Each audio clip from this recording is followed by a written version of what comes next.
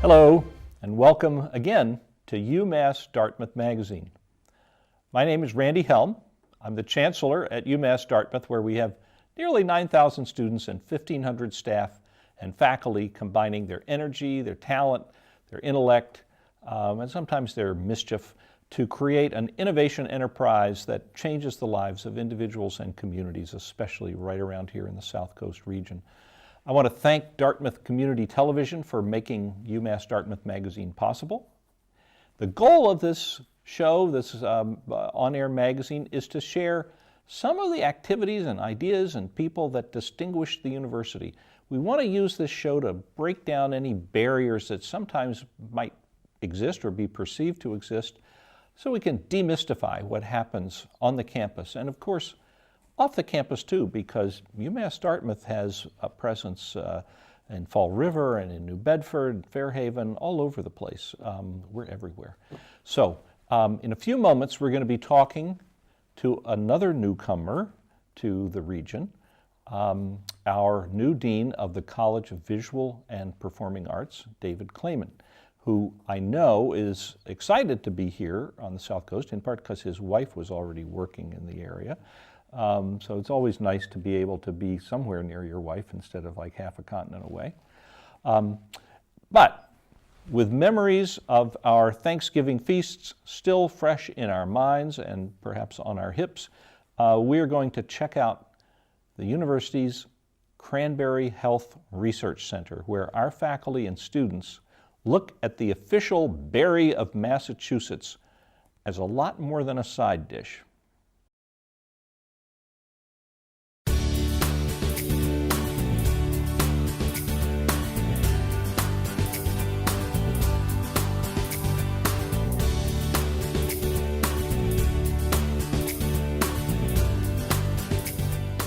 Hi, I'm Kathy Netto. I'm Director of the Cranberry Health Research Center at UMass Dartmouth. I'm also the Chairperson and Professor in Chemistry and Biochemistry. What we do in my laboratory specifically is we're looking at some of the compounds in cranberries that have health benefits. So we're trying to understand the links between the chemistry of the cranberry fruit and some of its biological effects and how that might make cranberries a part of a healthy diet. So it turns out that cranberries have quite an interesting chemistry. They are full of compounds that we call flavonoids, which are essentially natural compounds that they have a role in the plant. They help to protect the plant against environmental stress, and it turns out that they can also have a functioning role in the human body as well. So some of the health benefits of cranberry that are fairly well known are antibacterial properties. So cranberry juice has long been associated with prevention of urinary tract infections, and this is due to their ability to prevent bacteria from adhering to the bladder and the urinary tract. But the benefits of cranberries don't stop at urinary tract infections. We have actually been studying them for a number of years, and we've observed that they also have the ability to slow down or halt the growth of tumor cells, and also possess anti-inflammatory and antioxidant properties. I eat cranberry every day. I actually do believe that there are health benefits associated with it, and I have a little bit year-round, so I encourage people to do the same.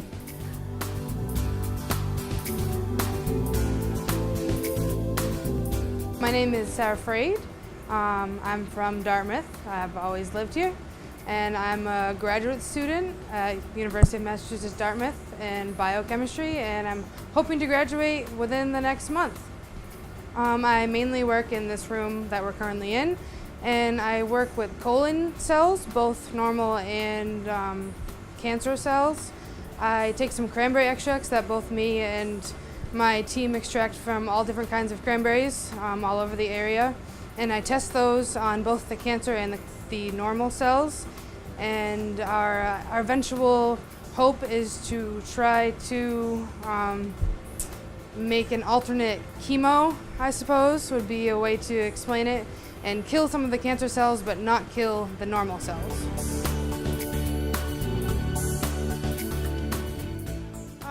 The proper name of this would be a lyophilizer. Basically, it's a freeze dryer. Our extracts have water in them, but to be able to make certain concentrations, we have to take the water out of them, so it makes them into a powder. So we start with the berries, and we go through an extraction process. Sometimes we take out the sugars, depending on the extract. Sometimes we'll leave them in, and we extract them with different solvents just to try to specify what components we're looking for. Me specifically, I run a few different assays. I'm looking for cytotoxicity of the cells, which basically means whether they live or die, and I'm also looking for a certain protein called IL-6, and that tests the level of inflammation in the cells.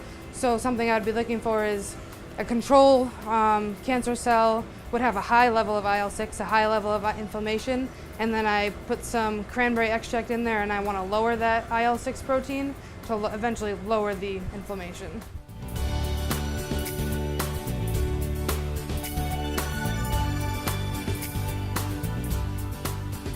So this is our team at the Cranberry Health Research Center. I'm just going to introduce everyone, tell you a little bit about what they're working on.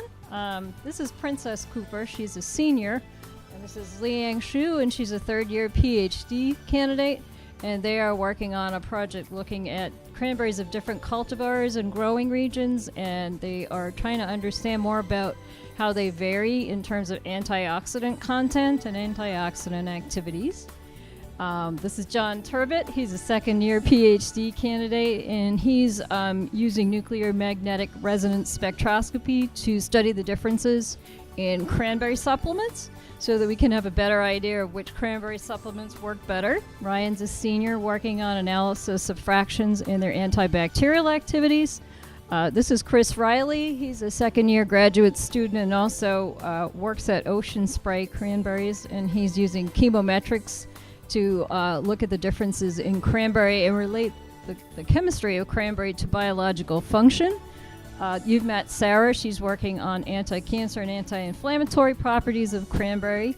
And this is Xin Wang, and she's a second-year graduate student working on LC-mass spec analysis of cranberries from different cultivars, particularly cranberry leaves, because that gives us some idea of how the cranberry protects itself from environmental stresses and how that translates to differences in the chemistry of the plant.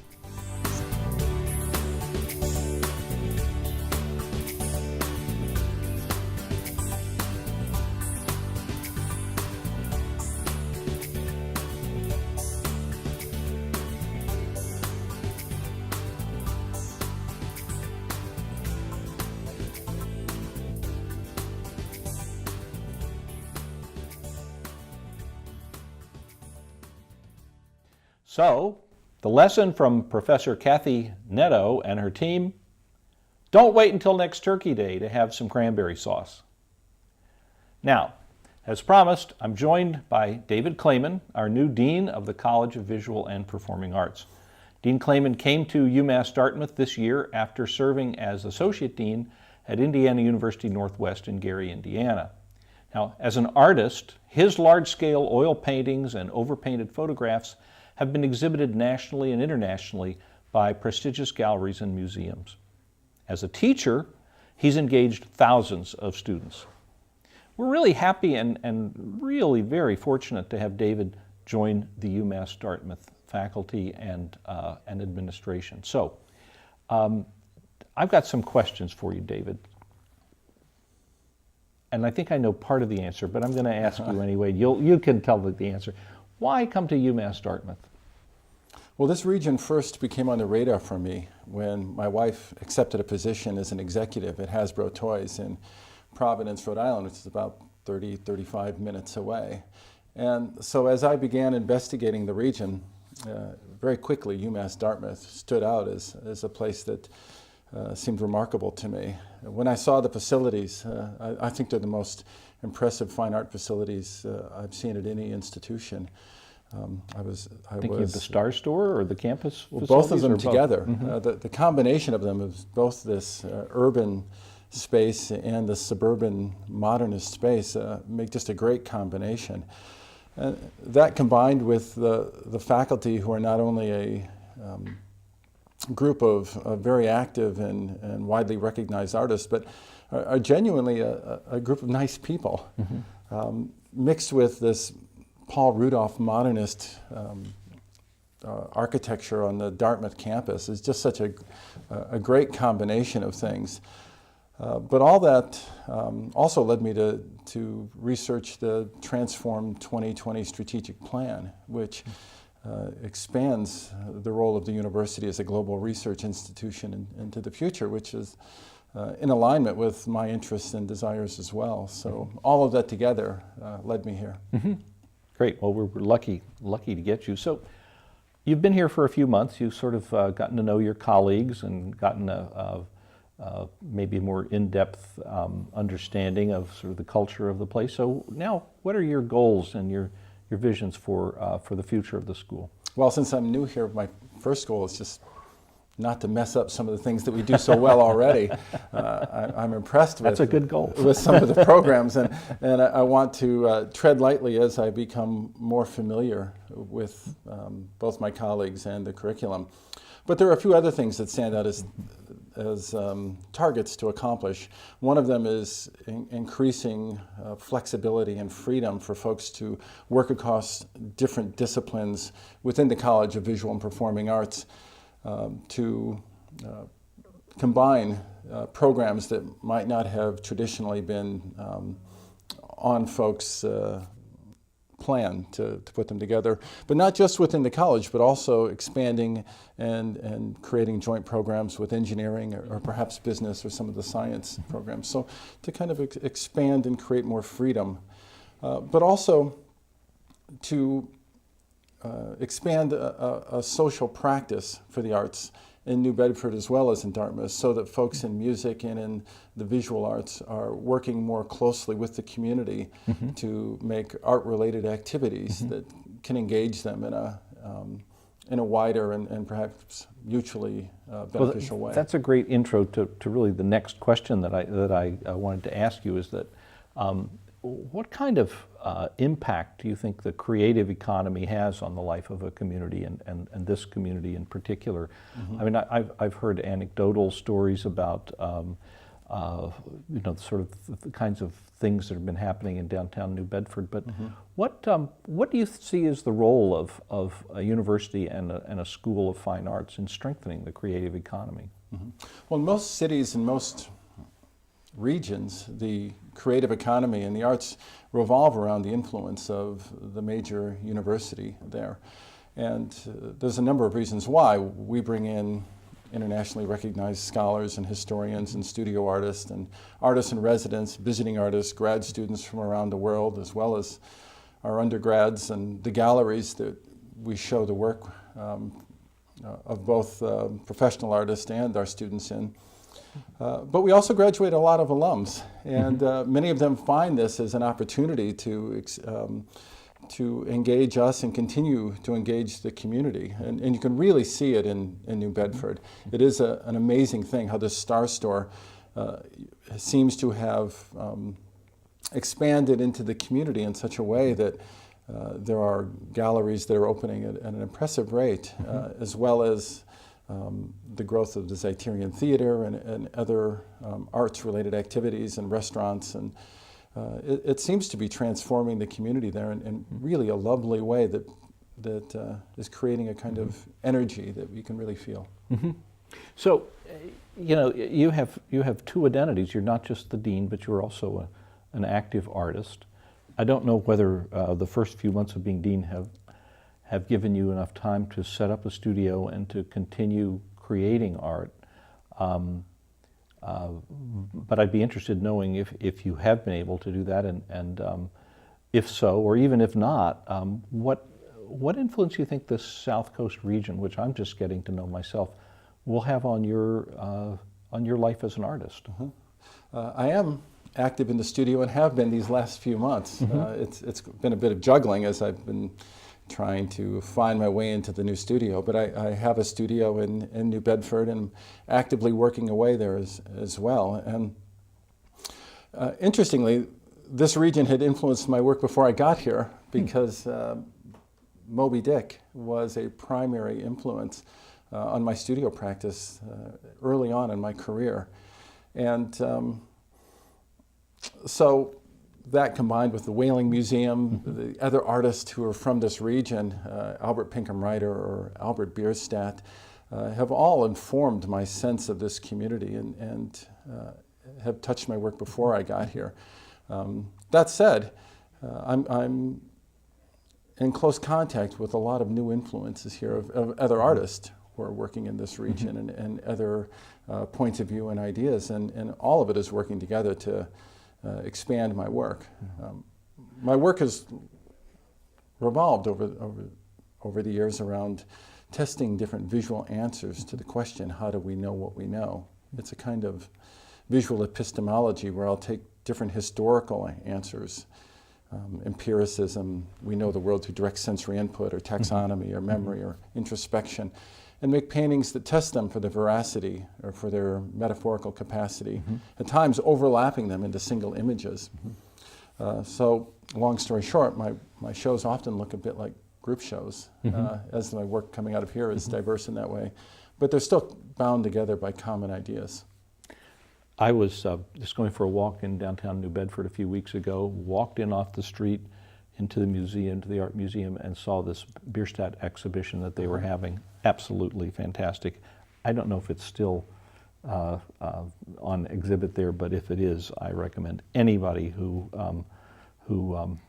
loves landscapes and just the history of art, really, to go and check it out. It was a fantastic show. I agree. It was a great show, and the paintings at the Whaling Museum are amazing. Yeah. It's worth going there to look at the art. It is. It is. The Whaling Museum has, it approaches whaling, the whaling experience from so many different perspectives, and as a sociological, historical, and zoological. It's really an amazing place. I've been there a couple of times now. I love it. Last question for you, and I suspect that there are parents, and I'm one of them actually. I have two sons who both have chosen to go into creative realms of endeavor for their careers, and so, you know, if they're successful, you know, then you can relax a little bit. But, you know, when they're younger and they're just beginning their education, or maybe they're choosing a major in college, you know, some parents may be apprehensive. They want to pursue the arts. So what advice would you give to those parents?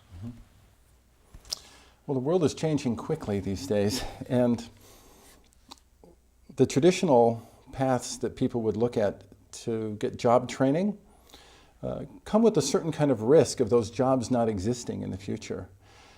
The education that one gets in the arts revolves around visual literacy, learning to interpret images, and creative thinking and critical thinking.